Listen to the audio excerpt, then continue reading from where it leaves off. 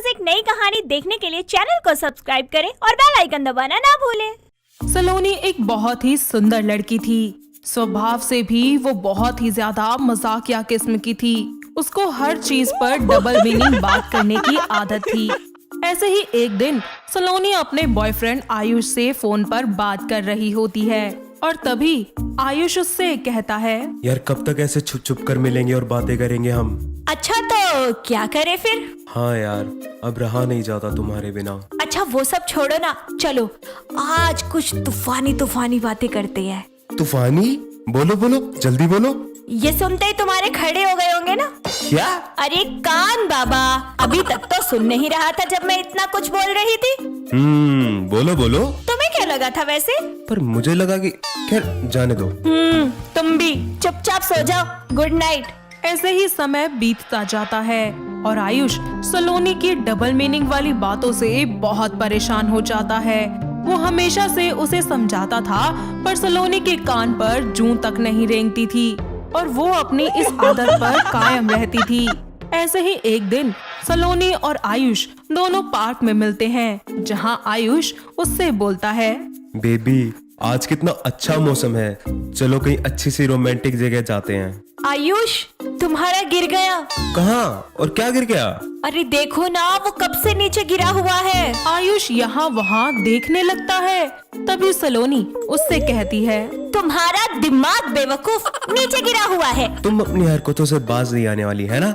अच्छा जी। ऐसे ही कुछ समय बाद सलोनी और आयुष एक दूसरे से शादी कर लेते हैं और आयुष उसे अपने घर ले आता है, जहाँ उसकी माँ निम्मो उन दोनों का स्वागत करती है।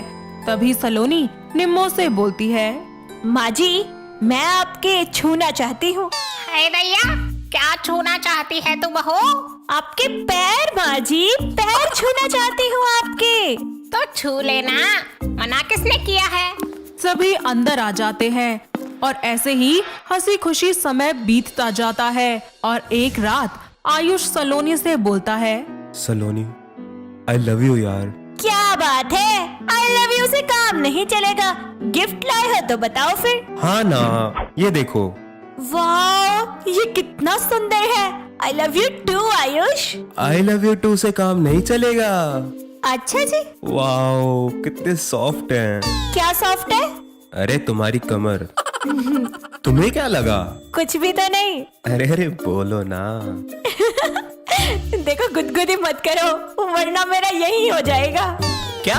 मूड खराब। और क्या? अरे बेबी ऐसे कैसे मूड खराब होने दूंगा। दोनों एक दूसरे को गले लगा लेते हैं और एक दूसरे के प्यार में खो जाते हैं। ऐसे ही समय बीतता जाता है और सलोनी पूरे घर की जिम्मेदारियां अच्छे से निभा लेती है। ऐसे ही एक दिन उसकी सास उससे बोलती है, सलोनी बहू जरा इधर तो आ। हाँ माँ जी बोलिए। कल मेरी छोटी बहन बिल्लो आ रही है और वो कुछ ही दिनों के लिए यहीं हमारे साथ रहेगी, तो उसकी खातिरदारी में कोई कसर नहीं रहनी चाहिए। हाँ जी माँ जी, वो मैं कह रही थी कि आप कमरे में चलती तो मैं आपके दबा देती जोर से। हाय राम, क्या दबाएगी मेरा तू? अरे पैर माँ जी, पैर दबा देती आपके। अरे निकम्मी, तो पूरा बोला करना। इसी तरह अगले दिन निम्मो की बहन बिल्लो आती है और अपनी बहन निम्मो के गले लग जाती है। थोड़ी देर बाद सलोनी वहाँ चाय नाश्ता लेकर आती है और उन्हें सर्व करती है और वहाँ से निकल जाती है। कुछ ही देर बाद बिल्लो अपनी बहन से कहती है, हाय जीजी, बहू तो बहुत सुंदर लाई है। हाँ बहन, यही है सुंदर सी। पूरी जिम्मेदारियों को इसी ने संभाल रखा है, मैं तो बस अब आराम करती हूँ। अरे मेरी बहू तो एक नंबर की निकम्मी, कामचोर, नालायक है। पता नहीं पिछले जन्म में मैंने कौन से पुण्य किए थे जो मेरी इतनी अच्छी बहू आई है। बिल्कुल सर्वगुण संपन्न है मेरी बहू। सही कहा जीजी। बिल्लो को उन दोनों का प्यार देखकर उनसे जलन होने लगती है और वो मन ही मन सोचती है, बड़ी तारीफ कर रही है ना अपनी बहू की। हाँ, देख लेना, एक दिन तेरी ये सारी तारीफ ना नफरत में बदल दूंगी। तुम सास बहू की जोड़ी को अगर मैंने तोड़ ना दिया ना तो मेरा नाम भी बिल्लो नहीं। अरे जब मैं परेशान रहती हूँ अपनी बहू से, तो तुम्हें भी जीजी कोई हक नहीं है खुश रहने का। फूट तो मैं डलवा कर ही रहूंगी। ऐसे ही समय बीतता जाता है और बिल्लो दोनों सास बहू में फूट डलवाने की तरकीब सोचने लगती है। और एक दिन निम्मो की तिजोरी से उसके कुछ जेवर चोरी करके सलोनी की अलमारी में रख देती है। ऐसे ही कुछ दिन बाद जब निम्मो अपनी तिजोरी खोलती है तो वो देखती है कि वहाँ उसका एक हार नहीं है, और ये बात वो जाकर सभी को बताती है। ऐसे में बिल्लो कहती है, हाय जीजी, मैं तो कहती हूँ सबके कमरे की तलाशी ले लो, तभी सारा दूध का दूध और पानी का पानी हो जाएगा। नहीं, ये सब मेरा परिवार है और मुझे मेरे बच्चों पर पूरा यकीन है, और यहाँ तक कि मुझे पता है कि तू भी ऐसी कोई हरकत नहीं कर सकती। शायद मुझसे ही कोई गलती हुई होगी, मैं दोबारा देख लूंगी। पर माँ जी, वो हार तो आपको बहुत पसंद है, आखिर आपकी मम्मी की निशानी है वो। हाँ बहू, कोई बात नहीं, शायद मैंने ही कहीं इधर उधर रख दिया होगा। माँ जी अच्छे से याद कीजिए, आपने कहाँ रखा था? ओहो, बड़ी सहानुभूति दिखा रही है। मुझे तो लगता है जीजी हार इसी ने चुराया है। बस कर बिल्लो, तेरी इतनी हिम्मत कैसे हुई मेरी बहू पर इल्जाम लगाने की? मेरी बहू लक्ष्मी का रूप है, समझी? आज तो बोल दिया है, और आज के बाद मेरी बहू के बारे में एक शब्द मत बोलना। अरे अच्छे से जानती हूँ मैं जीजी ऐसी लड़कियों को। ये मत भूल, ये कोई अनजान लड़की नहीं है, मेरे घर की बहू है और मेरे बेटे की बीवी, समझी? और मैं ये बिल्कुल भी बर्दाश्त नहीं कर सकती कि कोई मेरी बहू के बारे में कुछ भी बोल जाए। बिल्लो गुस्से में अपने कमरे में चली जाती है और ऐसे ही कुछ समय बीत जाता है। बिल्लो फिर से एक दिन अपने कमरे में बैठकर उन दोनों सास बहू के बीच फूट डलवाने के बारे में सोचने लगती है और खुद से बातें करते हुए बोलती है, इस बेइज्जती का बदला तो मैं लेकर रहूंगी। अब बहू इतनी प्यारी हो गई कि उसके लिए अपनी छोटी बहन को सुना दिया। ना जीजी ना, ये तो मैं कभी नहीं सहूंगी। अब तो मुझे कोई भारी कदम उठाना पड़ेगा।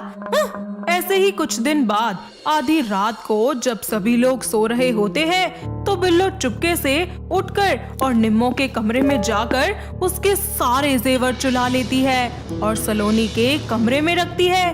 तभी अचानक सलोनी लाइट ऑन कर देती है और वहाँ निम्मो, सलोनी और आयुष सभी आ जाते हैं। इस सब के बाद निम्मो बिल्लो को एक जोरदार तमाचा लगाती है और गुस्से से उससे कहती है, बिल्लो तुझे ये सब करने की क्या जरूरत थी? अरे कौन सी कमी रह गई थी मेरे प्यार में? और अगर तुझे ये सब कुछ चाहिए ही था तो मुझे बोल देती। छी, मुझे तो शर्म आती है तुझे अपनी बहन कहते हुए। माफ करना जीजी, मैं अपनी जलन की आग में इतना ज्यादा जल गई थी कि मुझे लगा कि जैसे मैं अपनी बहू से खुश नहीं रहती वैसे किसी को भी खुश रहने का हक नहीं है, इसीलिए मैंने ये सब किया। मुझे माफ कर दीजिए। अच्छा, तो तूने ये सब कुछ इसीलिए किया? तो मैं भी कह देती हूँ कि तू भी अगर ऐसे ही सबको परेशान करेगी ना तो खुद भी कभी खुश नहीं रहेगी। अरे तू दूसरों का भला नहीं कर सकती तो कम से कम उनका बुरा भी तो मत कर। और अगर तू ये बात अच्छे से समझ जाएगी ना तो खुद भी ना तो कभी परेशान रहेगी और ना तुझे कोई दुख होगा। इस तरह बिल्लो को अगले ही दिन अपनी बहन के घर से जाना पड़ता है। इसी तरह कुछ समय बीत जाता है और निम्मो अपने परिवार, अपने बेटे और बहू के साथ हंसी खुशी फिर से रहने लगती है। तो दोस्तों, कैसी लगी आपको हमारी ये डबल मीनिंग वाली बहू की कहानी?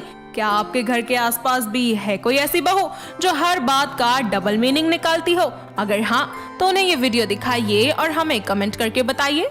दोस्तों, अगर आपको ये कहानी पसंद आई तो इसे लाइक करें, शेयर करें और कमेंट करके बताएं कि कहानी में आपको सबसे अच्छा क्या लगा।